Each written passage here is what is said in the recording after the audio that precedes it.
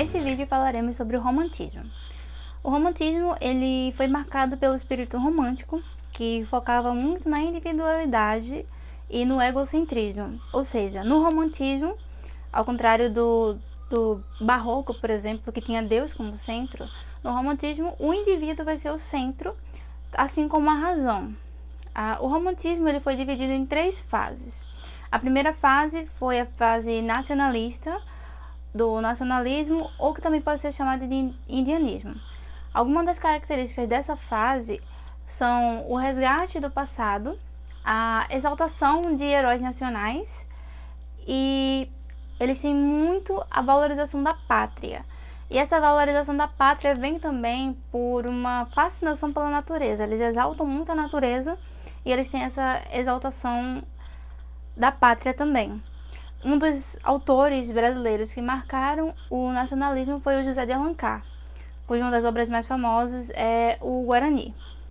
A segunda fase, também pode ser chamada de ultrarromantismo ou mal do século, ela foi marcada por uma fuga da realidade e uma grande frustração dos autores. Um pouco de contexto histórico. Essa frustração ela advinha da Revolução Francesa, e muitas pessoas acabaram não conquistando o que elas queriam, daí a frustração. E essa fuga da realidade, ela poderia ser realizada através da morte, do suicídio ou de uma fuga de onde eles estavam. E a segunda fase do romantismo, ela foca muito também nas emoções pessoais dos autores. Por último, a terceira fase do romantismo foi o idealismo, que foi marcado pela rebeldia, foi quando os autores começaram a quebrar as regras da literatura que eram impostas antigamente, como por exemplo no barroco, as estruturas eram muito rígidas, para você sempre fazer de acordo com as regras que eram impostas, e no idealismo do romantismo não tinha isso. Eles tinham um texto de linguagem mais popular, que eles começaram a inserir dentro desses textos a linguagem usada no cotidiano, e eles também começaram a abordar questões sociais, que é o que se aproxima mais ainda do realismo, que está muito próximo à segunda fase, a fase após essa. E um dos autores que marcaram a terceira fase do romantismo foi o Castro Alves, com o Navio Negreiros, e o da segunda fase, que eu acabei não mencionando, foi Álvares de Azevedo, com um dos mais famosos, que é A Noite na Taverna. Bem, já o realismo, ele é oposição ao romantismo, ele quer representar mais ainda a realidade vivida pela sociedade na época.